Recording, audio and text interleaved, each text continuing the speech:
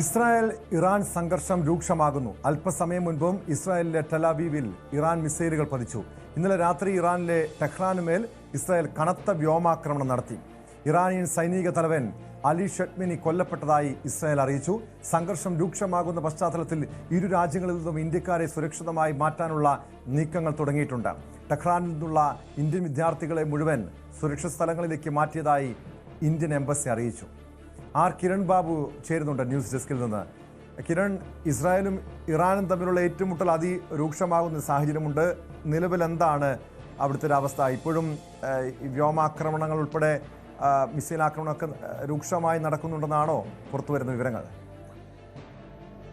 Tom, Israel Iran ഒരു സംഘർഷം ഒരു യുദ്ധസമാനമായ അന്തരീക്ഷത്തിലേക്ക് നീങ്ങുന്നു എന്നുള്ള സൂചനകളാണ് പുറത്തു വന്നുകൊണ്ടിരിക്കുന്നത്. ഇന്നലെ രാത്രിയിലും ഇറാനിലെ ടെഹ്റാനുമേൽ ഇസ്രയേലിന്റെ ഭാഗത്തു നിന്ന് അതിശക്തമായ മിസൈൽ വർഷമുണ്ടായിരുന്നു. ഇന്നിപ്പോൾ ഇസ്രയേലിലെ ടെൽ അവീവിലേക്ക് ഇറാന്റെ ഭാഗത്തു നിന്നും അവിടെ മിസൈൽ ആക്രമണം ഉണ്ടായി.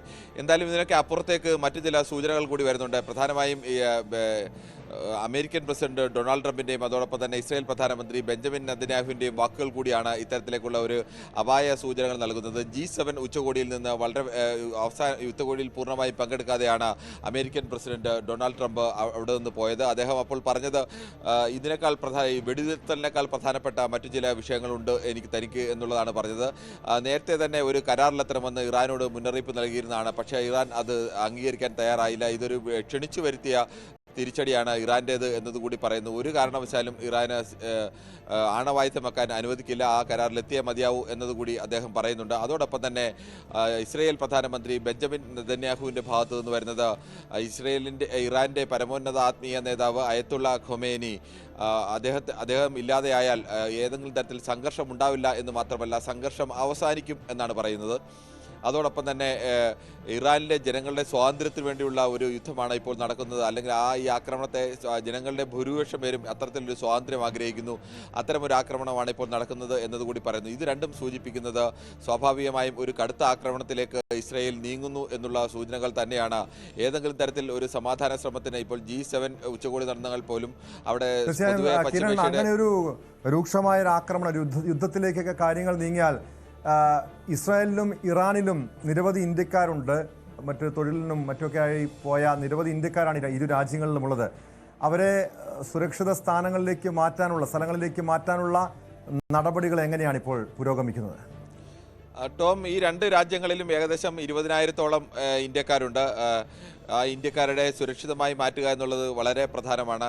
ഇസ്രയേലിനെ സംബന്ധിച്ച് അവിടെയുള്ള മഹാഭൂരിപക്ഷം പേരും അങ്ങനെ ആ രാജ്യത്ത് നിന്ന് മാറാൻ ആഗ്രഹിക്കുന്ന ആളുകളല്ല എന്ന ഒരു വസ്തുത കൂടിയുണ്ട്. ഇറാനിലെ ടെഹ്റാനിലാണ് ഇപ്പോൾ ഏറ്റവും കൂടുതൽ ആക്രമണം ഉണ്ടായത്. ടെഹ്റാനിൽ നിന്ന് പൂർണ്ണമായും ഇന്ത്യക്കാരെ ആ നഗരത്തിൽ നിന്ന് പൂർണ്ണമായും മാറ്റിയിട്ടുണ്ട്.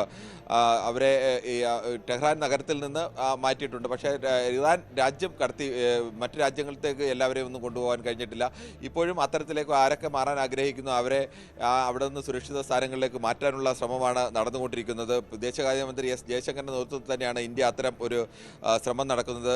ഇസ്രയേലിലെ ടെൽ അവീവിൽ നിന്നും ജോർദാൻ, ഈജിപ്റ്റ് വഴിയാണ് ആളുകളെ എത്തിക്കാനുള്ള ശ്രമം നടന്നുകൊണ്ടിരിക്കുന്നത്. ഇന്ന് പുലർച്ചെ ഉണ്ടായ ഇറാനിലുണ്ടായ ടെൽ അവീവിലും ആക്രമണം ഇന്ന് പുലർച്ചെ അടക്കം ഉണ്ടായിരുന്നു. അതുകൊണ്ട് തന്നെ അവിടെ കൂടുതൽ പേർ മാറണം എന്ന് നിർദ്ദേശിക്കുന്നുണ്ടെങ്കിലും ടെൽ അവീവിലുള്ള അങ്ങനെ ഇന്ത്യക്കാരായ ആളുകളും മലയാളികളും ഒക്കെ നിരവധി പേർ അവിടെയുണ്ട്. ആ ആളുകൾ അങ്ങനെ കാര്യമായി അവിടെ നിന്ന് മാറാൻ തയ്യാറായിട്ടില്ല. അല്ലെങ്കിൽ അവിടെ ഇത്തരം സാഹചര്യങ്ങളൊക്കെ മുൻപ് പലതവണ ഗസയുമായിട്ടുള്ള യുദ്ധകാലത്തുമൊക്കെ ഉണ്ടായിട്ടുള്ളതാണ്. അതാണ് കിരൺ ബാബു, കാരണം നമ്മൾ ഈ ഇസ്രായേലിലുള്ള പല മലയാളികളുടെയും ഫേസ്ബുക്കിലൊക്കെ യുദ്ധവുമായി ബന്ധപ്പെട്ട പോസ്റ്റുകളൊക്കെ കാണാൻ കഴിഞ്ഞു. തങ്ങൾ സുരക്ഷിതരാണ്, അവിടെ ഒരു ഭീതികരമായിട്ടുള്ള സാഹചര്യമല്ല നിലവിലുള്ളതെന്നാണ് പറയുന്നത്. അങ്ങനെ ഈ ഇസ്രായേൽ തന്നെ ഇതിനു വേണ്ടിയുള്ള ഇടപെടൽ, പ്രത്യേകിച്ചും ഈ ജനങ്ങൾ കൃത്യമായ നിർദ്ദേശം നൽകിക്കൊണ്ട് തന്നെയാണ് അവരെ സുരക്ഷിത സ്ഥാനങ്ങളിലേക്ക് മാറ്റാനുള്ള നടപടികൾ ഇസ്രായേലിൻ്റെ ഭാഗത്തു നിന്ന് ഉണ്ടാകുന്നുണ്ടോ? എന്തുകൊണ്ടാണ് അവർക്ക് ഈ മലയാളികളായിട്ടുള്ളവർ തങ്ങൾ സുരക്ഷിതരാണെന്ന്, അല്ലെങ്കിൽ ഇന്ത്യക്കാരൊക്കെ തങ്ങൾ സുരക്ഷിതരാണെന്ന് അവകാശപ്പെടാനുള്ള കാരണം? ടോം, അത് രണ്ട് രാജ്യത്തിന്റെ പ്രത്യേകത കൂടിയാണ്. ഇസ്രയേൽ എന്ന രാജ്യം നിരന്തരം ഈ തരത്തിലേക്കുള്ള ആക്രമണങ്ങളെയൊക്കെ നേരിട്ട് കൊണ്ടിരിക്കുന്ന, അല്ലെങ്കിൽ അവിടെ ഇത്തരം ആക്രമണങ്ങളൊക്കെ വരുന്ന ഒരു സ്ഥലം കൂടിയാണ്. നമ്മുടെ ചാനലടക്കം ഇന്ന് രാവിലെ പ്രതികരിച്ച ഒരു മലയാളിയായ സ്ത്രീ അടക്കം പ്രതികരിച്ചത്, അവർ തന്നെ ഇന്ന് 2-3 തവണ ഇവർക്കെല്ലാം ഇന്ന് അപായ സൈറണുകൾ മുഴങ്ങിയിട്ടുണ്ട്. ഈ സമയത്തെല്ലാം അവർ ചിലപ്പോൾ 20 മിനിറ്റ് ആയിരിക്കും, ചിലപ്പോൾ 1 മണിക്കൂറായിരിക്കും, 2 മണിക്കൂറായിരിക്കും. ആ സമയത്തൊക്കെ മിക്കവാറും ഒട്ടുമിക്ക വീടുകളോട് ചേർന്നും സ്ഥാപനങ്ങളോട് ചേർന്നും ഈ ബങ്കറുകളുണ്ട്. ബങ്കറുകളിലേക്ക് സുരക്ഷിതമായ ബോംബ് വീണ് കഴിഞ്ഞാലും അല്ലെങ്കിൽ മിസൈൽ വീണാലും അപകടം പറ്റാത്ത സ്ഥലങ്ങൾ, അത്തരം സുരക്ഷിതമായ ബങ്കറുകളുണ്ട്. ആ ബങ്കറുകളിലേക്ക് പോയിരിക്കും. ഈ അപകട ശേഷം 20 മിനിറ്റോ അല്ലെങ്കിൽ 1 മണിക്കൂറോ അല്ലെങ്കിൽ 2 മണിക്കൂറോ കഴിയുമ്പോൾ അതിൽ നിന്ന് പുറത്തിറങ്ങാൻ അവർക്ക് നിർദ്ദേശം നൽകും. കേരളത്തെ സംബന്ധിച്ച് നമ്മളിവിടെ നിന്ന് ആലോചിക്കുമ്പോൾ ഒരു ദിവസം 1 മണിക്കൂറെങ്കിലും ഇങ്ങനെ ഒരു ബോംബിനെ ഭയന്ന് ഒരു ബങ്കറിൽ പോയിരിക്കേണ്ട അവസ്ഥ വന്നു കഴിഞ്ഞാൽ നമ്മൾക്ക് ആ സ്ഥലത്ത് തന്നെ വിട്ടുപോകണം, അല്ലെങ്കിൽ എത്രയും പെട്ടെന്ന് സുരക്ഷിതമായ മറ്റ് സ്ഥലത്തേക്ക് പോകണം എന്നൊക്കെ തോന്നും. പക്ഷേ ഇസ്രായേലിനെ സംബന്ധിച്ച് അവർ നിരന്തരമായി ഇത്തരം യുദ്ധങ്ങൾ നേരിടുന്ന ഒരു രാജ്യമാണ്. അങ്ങനെ ഒരു രാജ്യത്ത് ഈ ബങ്കറുകളിൽ ആളുകൾ ഇരിക്കേണ്ടി വരിക അതൊരു സുരക്ഷയുടെ ഭാഗമായി ചെയ്യുന്ന ഒരു മുൻകരുതൽ എന്നതിനപ്പുറത്തേക്ക് അതുകൊണ്ട് തന്നെ അവരൊരു അപായ ഭീതി അവരുടെ മനസ്സിലേക്ക് ഉണ്ടാകുന്നില്ല. പക്ഷേ ഇതൊക്കെ പറയുമ്പോൾ തന്നെയും ഔദ്യോഗികമായി തന്നെ ഇസ്രായേലിലെ മരണസംഖ്യ 24 എന്നുള്ളതാണ്. 100-ലധികം വരും അനൗദ്യോഗികമായ മരണസംഖ്യ എന്നതുകൂടി ഓർക്കണം. ഇസ്രായേലിലേക്ക് ഇറാന്റെ ഭാഗത്തു നിന്നുള്ള മിസൈലുകൾ ഇന്ന് ഉച്ചയ്ക്കും, ഇന്ത്യൻ സമയം ഇന്ന് ഉച്ചയ്ക്കും മിസൈലുകൾ ടെല്ലവീവിൽ പതിച്ചത് BBC അടക്കമുള്ള അന്താരാഷ്ട്ര മാധ്യമങ്ങളൊക്കെ റിപ്പോർട്ട് ചെയ്യുന്നുണ്ട്. അവർ നേരിട്ട് തന്നെ അവരുടെ ലേഖകർ തന്നെ അതിൻ്റെ ശബ്ദം കേട്ടതും അതിൻ്റെ കണ്ടതുമായ കാര്യങ്ങൾ അങ്ങനെ തന്നെ പറഞ്ഞു തന്നെ റിപ്പോർട്ട് ചെയ്യുന്നുണ്ട്. പ്രധാനപ്പെട്ട സ്ഥലങ്ങൾ, നഗരങ്ങളിലൊക്കെ അത്തരത്തിലേക്കുള്ള ബോംബ് മിസൈലുകളൊക്കെ വീഴുന്നുണ്ട്. ഈ ഇസ്രായേലിനെ സംബന്ധിച്ച് അയൺ ഡോം എന്ന് പറയുന്ന ലോകത്തെ തന്നെ ഏറ്റവും പ്രധാനപ്പെട്ട ഒരു വ്യോമ മിസൈൽ പ്രതിരോധ സംവിധാനമൊക്കെ ഉണ്ടെങ്കിലും 100 കണക്കിന് മിസൈലുകൾ ഒരേ സമയം ഇറാൻ വർഷിക്കുക എന്നുള്ളതാണ് ഇറാൻ്റെ രീതി.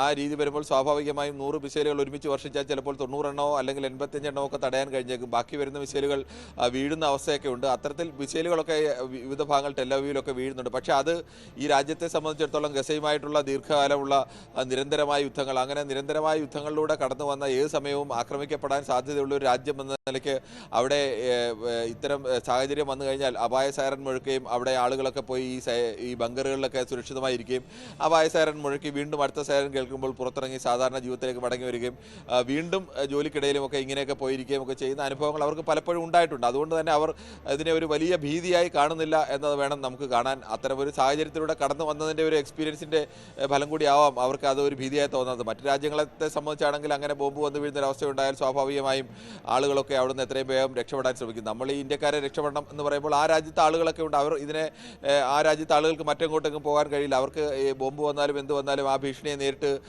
നിൽക്കേണ്ടിയൊക്കെ വരും. അപ്പോൾ അത് ഓരോരുത്തരുടെ സാഹചര്യം കൂടി അനുസരിച്ചാണ് ആളുകൾ അവിടെ സുരക്ഷിതമാണോ അല്ലെങ്കിൽ ഭീതിയാണ് എന്നൊക്കെ തീരുമാനിക്കുകയും അവിടുന്ന് മാറുകയും ഒക്കെ ചെയ്യുന്നത്. അതുതന്നെയാണ് കിരൺ ബാബു സൂചിപ്പിച്ചതുപോലെ ഇറാൻ സംഘർഷം രൂക്ഷമാകുന്നുണ്ടെങ്കിലും പ്രത്യേകിച്ച് ഇസ്രായേലിലുള്ള ഇന്ത്യക്കാർ സുരക്ഷിതരാണെന്ന് പറയുന്നു, മലയാളികൾ സുരക്ഷിതരാണെന്ന് അവർ തന്നെ അവകാശപ്പെടുന്നുണ്ട്. പല ഫേസ്ബുക്ക് പോസ്റ്റുകളിലും അതുതന്നെയാണ് മനസ്സിലാക്കാൻ കഴിയുന്നത്. പക്ഷേ ഇവിടെ കേരളത്തിൽ ചെറിയൊരു സംഘർഷം ഉണ്ടായാൽ പോലും ആശങ്കപ്പെടുന്ന ആളുകളാണ് നമ്മൾ മലയാളികൾ. പക്ഷേ അവിടെയുള്ളവർ, ഈ ഇസ്രായേലിലുള്ളവർ, അവർ ധൈര്യത്തോടെ തന്നെ അവരുടെ ഇസ്രായേൽ ഭരണകൂടത്തിൽ വലിയ വിശ്വാസം അർപ്പിക്കുന്നുണ്ട്, തങ്ങൾ സുരക്ഷിതമാണെന്ന് പറയുന്നുണ്ട്.